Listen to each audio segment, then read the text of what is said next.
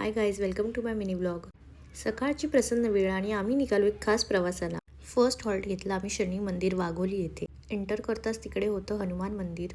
आम्ही बाहेरूनच दर्शन केलं. त्यानंतर आम्ही निघालो टुवर्ड्स शनी मंदिर. मंदिरामध्ये एंटर करताच खूप पीसफुल वाटलं. मग प्रसाद घेतला. ते पवित्र वातावरण आणि आजूबाजूचा निसर्ग मन प्रसन्न करून गेला. तिथूनच पुढे असलेलं बाळूमामा मंदिर, तिथेही आम्ही दर्शन घेतले. मंदिराचा परिसर आध्यात्मिक व शांत असावा याचीही काटेकोर काळजी घेण्यात आली आहे. झोपाळ्यावरची मज्जा तर घेणारच होतो. गरमागरम वडापाव खाण्याची मज्जा काही औरच. आमची तनिषा तर खूपच खुश होती. पॉझिटिव्ह वाईब येत होती. संध्याकाळी आम्ही पोचलो स्वामींच्या मठात.